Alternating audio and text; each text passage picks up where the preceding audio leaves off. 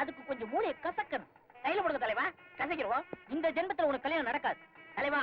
எனக்காக தான் பரவாயில்ல, ஆனா அவனுக்கு ஆகவே கூடாது. ஐடியா சொல்றியா இல்ல ஒரே அமக்கட்டுமா? சொல்றேன் பஞ்சாயத்து போடு மெம்பர் கூட.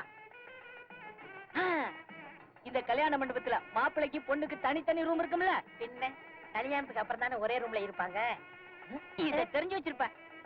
பொண்ணு ரூம்ல தலை வாரத்துக்கு சீப்பு வச்சிருக்கும்ல. இருக்கும். சீப் எடுத்து ஒளிச்சு வச்சிடுறேன். ஒளிச்சு வச்சா கல்யாணம் என்னன்னுடும். பாடா தலைவா. டேய், சீப்பு இல்லன்னா பொண்ணு எப்படி தலை வார முடியும்? முடியாது. தலை வாரலனா பொண்ணு எப்படி மணவரைக்கு வரும்? வராது. மணவரைக்கு வரலனா அந்த மடை எப்படிடா தாலி கட்டுவான்? மடையா? ஆமா, கல்யாணம் நடக்காது. அதனால சொல்றேன், யாருக்குமே தெரியாம சீப் எடுத்து ஒளிச்சு வச்சிரு. தலைவா, உங்க மூளையை கசக்கினாலும் கசக்குனீங்க, கண்ணா பின்னாலும் கசக்கிட்டீங்க.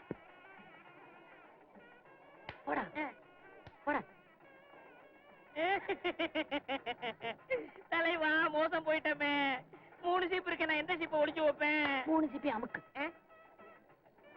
நடக்காதுல்ல? நடக்காது. சீக்கிரம்.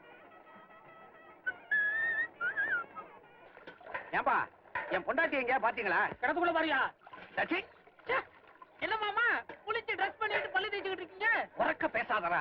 குளிக்கும் போது பல் துலக்க மறந்துட்டேன். இந்த ஊத்துங்கடா. நிறுத்துங்கடா.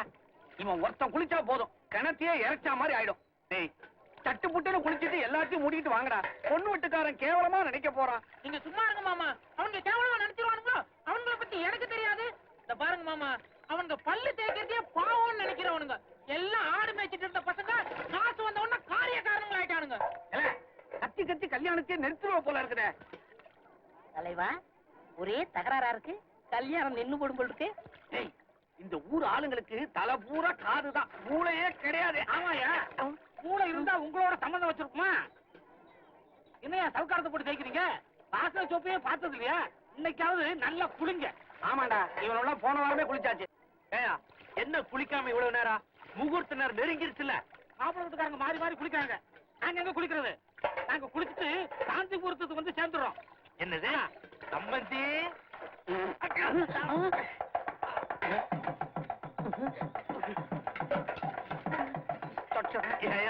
85 ரூபா 60 பைசா இந்தியா சில்க் ஹவுஸ் வாங்குறது இப்படி ஆகிட்டீங்களே. நான் நிலத்தை தங்க கொஞ்சம் உட்கார, தலைக்க ஊத்துறேன். ஏன் குளிக்கலையா? இன்னைக்கு தான் என் வாழ்க்கையில முதல் தடவை மூளைக்கு வேலை கொடுத்திருக்கேன். ஒர்க் அவுட் ஆகலாம், என்ன ஆகும்? ஐயோ நன்றி தலைவா. இன்னும் என்னென்ன நடக்க போகுது பார்.